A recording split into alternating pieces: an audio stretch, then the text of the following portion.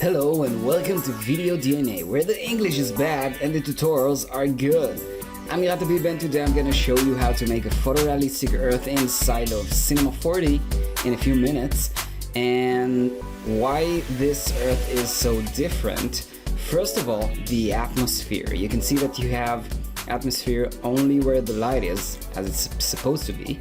And if you turn the light, you can see that it changes which textures do you see.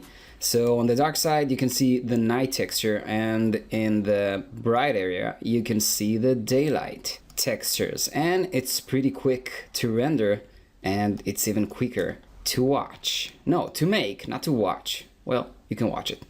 Anyway, if you want even more realistic earth, you can always take your smartphone, connect it into a balloon and let it free.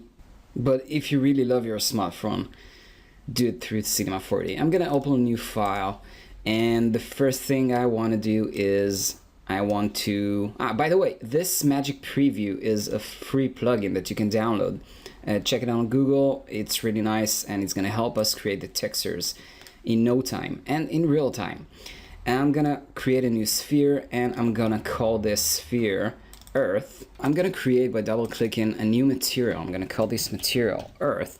And let's create the earth material. I'm gonna put it right on the sphere, and I want to change the color to the texture that you downloaded. The earth color texture, I'm gonna open it, and I don't want it to connect to the project. And now I can see that we have this nice texture, but it's not realistic yet. First of all, because the specular is on the land and it's supposed to be only on the sea area. So I'm gonna go to the specular and I'm gonna go to the texture, and I'm gonna grab the water alpha. I'm gonna press open, and now I can see that I have the specular only on the sea area. Next up, I want to create some bumps. So if I get closer, I see that I have little bumps from the texture itself, but I want the bumps to react to light. So I'm gonna create a new bump, and I'm gonna take the bump texture, I'm gonna open it, and I don't see any change because I don't have any light source. So I'm gonna create an infinite light, and now I can see some change. And if I'm gonna rotate it a bit, I can see that we have bumps. I don't want to overdo the bumps, so I'm not gonna push it too much. I'm gonna leave it right as it is. So this looks cool. Let's continue. If I'm gonna go to the dark side, or if I'm gonna rotate the light or rotate the sphere, I can see that I have nothing over here. So I want to go to luminance and I want to check it on, and instead of this bright area, I want to take the night texture. And now I can see that I have this really nice texture on the dark area of the earth, but the problem is that I can see it also in the lit areas. So what I want to do, I want to go to the texture and create a layer. So now I can mask it with another shader. So I'm going to go into the layer and I'm going to create a new shader, and it's going to be effects and backlight. And the backlight creates a really nice shader, which you can see only the dark area being lit. So I'm going to go to the backlight and I'm going to take it to 100, the illumination, and I'm gonna take the shadow intensity to 0, and now I can see that I have only bright areas, and I can take the illumination maybe to 200.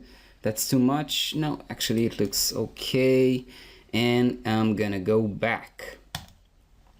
And what I need to do to blend those two textures together is to take the blending mode and turn it into multiply, and now I can see that only the dark area has the night texture. So this is a pretty nice effect. Maybe I'm gonna go to the light and increase the intensity maybe to 120, so I can see even a bit better. And this looks good. We can continue to the next stage, and the next stage will be to create the clouds.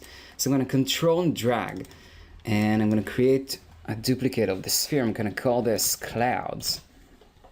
And I want to delete this material and create a new one, and I'm gonna call this one clouds. And I'm gonna put it on the clouds, And the first thing I want to do is to select them and make them a little bit bigger, like really a tiny amount, like 100.1, and this looks okay. And now I want to go and check the color. No, I want to go to the, I don't want any speculars, I just want to go to the alpha channel, go to the texture, and I'm gonna take the clouds texture, which are really nice. And now I can see that nothing happens because I didn't check it on. And now I can see the clouds, which looks gorgeous. And I want to create just a little bit of a bump. So I'm gonna go to the bump, and I'm gonna go to the texture and select this one again.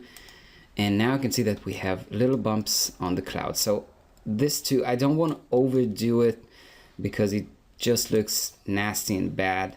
And I want to check on the shadows on the light so I can see a little bit of shade created by the clouds on the earth. So I'm gonna go to the light, and I'm gonna select the shadow type. I think it's gonna take ray traced for now, and I think it's too dark, so I'm gonna go to the shadow. I'm gonna take 70%, and yeah, this looks right. I'm gonna go again to the clouds, and I think I'm gonna brighten them up just a bit. I'm gonna go to the color, and I'm gonna change it to white, and this looks really nice. Last thing I want to do is I'm gonna go to the dark area, and I see that I cannot see the clouds anymore, so I'm gonna go to the luminance, check it on, and I don't want them to be so bright. I want to take a bluish color and maybe take it right over here, and press OK. And this is a little bit more too saturated and too bright, so I'm gonna take it down here and maybe even less bright. Perfect. Okay, so now I have this earth, which looks pretty nice, but there's something missing. I want to create an atmosphere, so I'm gonna duplicate the clouds layer and go to the atmosphere. I'm gonna call it atmosphere, and I want to delete again this material and create a new one, and I'm gonna call this one Atmos, and it will be the material of the atmosphere sphere. So first of all, I want to make it a little bit bigger, like 103. Let's check this. Maybe we will increase it later. And what's gonna be so special about this one is I don't want to color it. I just want it to illuminate. I think, and again, a bluish color. I think this one looks right, but I don't want any speculars, so I'm gonna check it off. Now I want to change this. So I want the atmosphere, first of all, not to be so edgy. I want it to be a little bit blurred, and I want to see it only on the bright area. So I'm gonna go to the alpha channel, and I'm gonna go to the texture, and I'm gonna create a colorizer, a shader, and if I go inside, I can see that nothing happened. So I'm gonna go to the texture tab, and I'm gonna create from the effects the subsurface scattering effect, and nothing changed yet because the alpha is not on, and now I can see that we have a little bit of change. So I'm gonna go again, and I'm gonna create I'm gonna change this station to be white, and I'm gonna delete this one. And already I can see that I have a really nice faded sphere. So I want to check everything on again, but it's too slow to render. So I'm gonna go to the subsurface scattering, and the multiple tab, I'm gonna go to fast evaluation, and it's gonna render pretty quick. Next thing I want to do is I want to go to the shader, and I want to make it white so I can see how much it really shades everything in blue. And I want to take care of the edges. So I'm gonna go back, and I want to create a new layer. But once I create the layer, I can see that we cannot see anything, the shade that we made. So we're gonna go to the image alpha and we're gonna check it off. So now we can see it again. Perfect. And now I want to mix this texture of the colorizer with another shader, the Fresnel shader. And the Fresnel shader will give us this nice Fresnel effect, but it doesn't look as I want it. It looks right on this area, and this area will go away once we blend those two textures together, but it's too edgy. But I can change this because the Fresnel effect is controlled by gradient. So I'm gonna go inside and I want to take this little knob, this little station, move it a bit, and I'm gonna create a new one over here.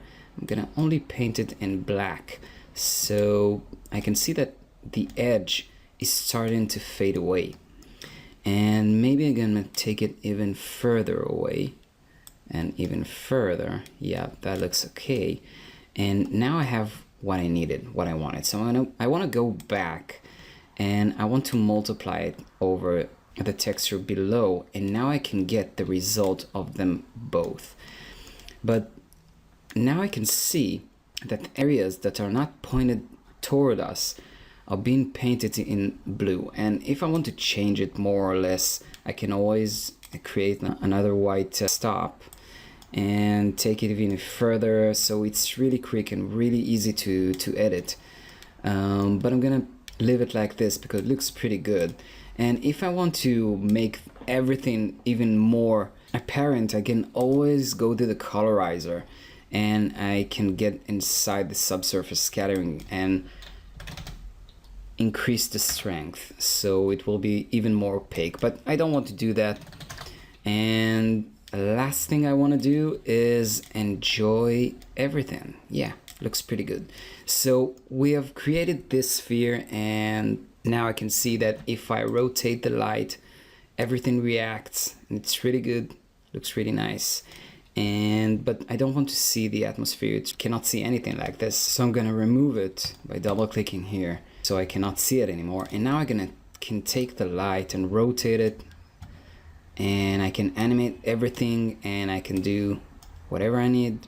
So in the end, you can take this to After Effects and composite a little bit better, and that's it. Looks pretty good. Well, anyway, I hope you enjoyed this tutorial and you learned something new. And of course, I had only a few minutes to show you this, but you can take this even further and edit it as you want.